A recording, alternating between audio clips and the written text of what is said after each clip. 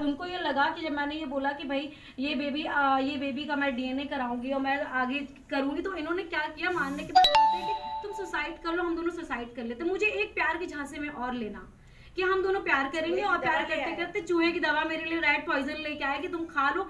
शायद मेरी किस्मत अच्छी थी और शायद मैंने कुछ अच्छे कर्म किए थे कि शायद मुझे बचाव मिल गया कि मैं रेड पॉइजन अपने मुंह में खाने ही जा रही थी, और मैं उसकी मोहब्बत में कि वो कह रहा है कि जो है हम दोनों एक साथ मर जाए और हम दोनों प्यार में अमर हो जाएंगे, पुरानी बातें। और हम उसके प्यार में इतना ज्यादा परेशान थे कि शायद वो मेरा पति मुझसे दूर ना हो, सिर्फ इसलिए कि मुझसे दूर ना जाए। हम सुसाइड तक करने को रेडी हो गए उसके प्यार में। लेकिन प्यार का मतलब ये थोड़ी ना है कि आप इस तरह से हर्ष करो।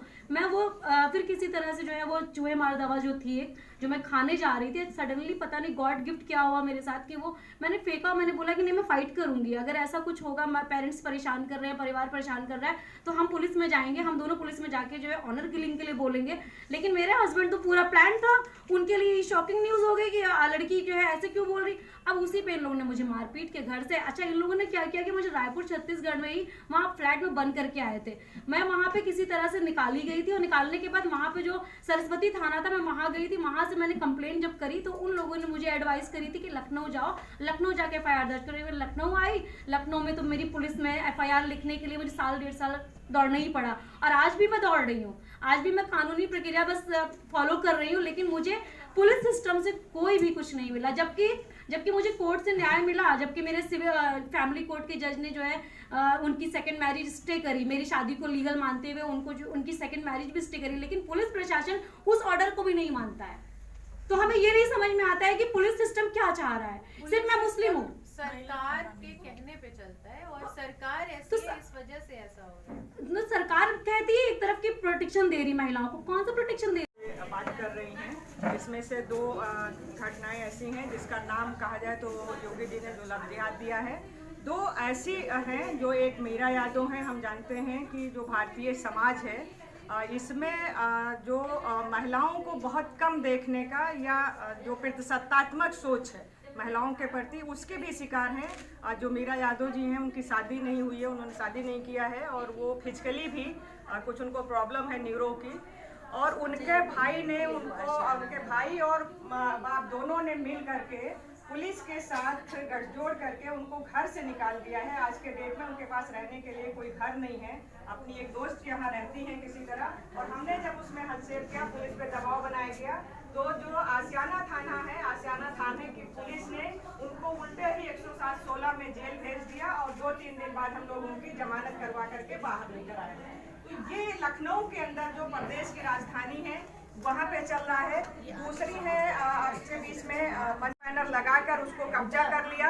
इन्होंने जब विरोध किया, प्रतिरोध किया, तो उन लोगों ने उल्टे इनके ऊपर, इनके पति के ऊपर, और इनके मामा रहते हैं उनके ऊपर, इनके परिवार के 5-6 लोगों के ऊपर लगातार मुकदमे कायम किए जा रहे हैं। इनके पति को रास्ते में रोक करके भी उन लोगों ने पीटा, उनसे सामान छीन लिया, उनकी साइकिल छीन ली, लेकिन इनका एक भी मुकदमा पुलिस नहीं लिख रही है। लगातार प्रयास हो रहा है। जब आंदोलन करने का इन लोगों ने प्रयास किया तो वहाँ पूरे इनके जो झुग्गी झोपड़ी थी वहाँ पे उसको पूरा पुलिस में तब्दील कर दिया गया। कई सौ पुलिस वहाँ पहुँच जाती है और इनको प्रदर्शन भी नहीं करने देती है, भूख हड़ताल नहीं करने देती है।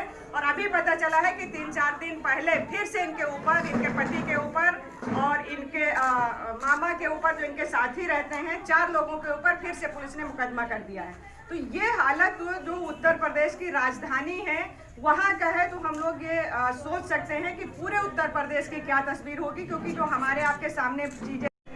मैडम पूरे परिचय के साथ बोलिएगा कि आपके साथ क्या दिक्कतें हुई हैं। मेरा नाम मीरा यादव है, मैं VIP रोड देवीखेड़ा लखनऊ में रहती हूँ।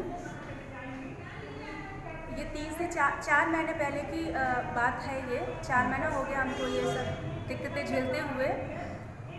मैं अपने घर में, मैं अनमैरिड हूँ, मेरी शादी नहीं हुई है जी।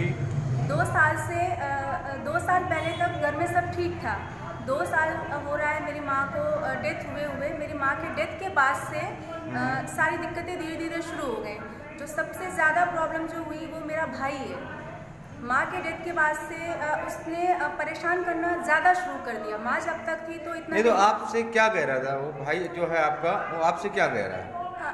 उसका ये कहना है कि एक तो मतलब मैं घर में ना रहूँ, घर में ना रहूं उसका ये कि क्यों वो आप घर मेरा में नहीं है। रहेंगी? अगर आप मैरिड नहीं हैं, आप घर में नहीं रहेंगी तो कहाँ रहेंगी जाके? यही तो सारा मैंने उसको बोला पर उसने नहीं सुना। पिताजी को बोला, पिताजी ने भी नहीं सुना, बोले वो जैसे बोल रहा वैसे रहो, नहीं रह पा रहे हो तो यहाँ से चले जाओ। तो उनसे ये पूछेंगे कि अगर मेरी मैरिड नहीं हुई है तो मेरी मैरिड करा दीजिए, मैं निकल जाऊंगी घर से। तो हमने उन्हें बोला कि आप हमारी शादी कराइए, नई शादी करा रहे हैं तो फिर आप हमको सेव कीजिए, क्योंकि ऐसे में तो हम रह नहीं पाएंगे ना, क्योंकि ये तो आए दिन कुछ ना कुछ कांड करता है, रोज आए दिन हर दूसरे दिन पुलिस चक्कर लगाती है यहाँ पे, तो ऐसे में तो हम रह नहीं पाएंगे। अब तक में आपके भाई के ऊपर कितने केस चल रहे हैं? 3 से 4 केस चल रहे हैं। जैसे कि एक अटेम्प्ट टू मर्डर का, एक किडनैपिंग का, फिरौती का, और एक उसकी वाइफ के साथ वो शादी उसकी हो गई है, 10 साल हो गया शादी को उसके, तो वो वाइफ के साथ उसका डिवोर्स का, और चौथा ये आपका? चौथा ये हमारा। चौथा ये आपको जो है ये चौथा ये आपसे कह रहे हैं कि आप घर छोड़ के निकल जाइए वरना मैं आपको मार दूंगा। जी, और वो मतलब निकाल दिया यार, 4 महीने से हम बाहर ही रह रहे हैं भैया। तो 4 महीने से आप कहाँ जा रही हैं? कहीं नहीं, रिश्तेदारों के यहाँ रह रहे हैं, कुछ दिनों में रिश्तेदार के यहाँ। तो रिश्तेदार आपको कब तक रखेंगे? तो ये तो अपने फादर को बोलते, वो कहते मुझे कोई मतलब नहीं है, मैं कुछ नहीं जानता हूँ, शादी के लिए बोला तो बोलते तो मैं भाई शादी से नहीं आप करूँगा। क्या जबरदस्ती नहीं कर सकती कि मैं नहीं यहाँ से नहीं जाऊंगी, आप चाहे मुझको मार दीजिए? मैंने ये सब किया, लाइट काट देता था, रात को लाइट काट देता था, टंकी से पानी निकाल देता था, ये सब परेशान होकर हमने कंप्लेन भी किया। मैंने आशना थाने में कंप्लेन किया तो उन्होंने कोई सुनवाई नहीं की। 3 महीने परेशान हुई हूँ मैं कंप्लेन करके। क्या नाम है आपके भाई का? रंजीत कुमार यादव। कहाँ के रहने वाले हैं? VIP रोड, लखनऊ, देवी खेड़ा।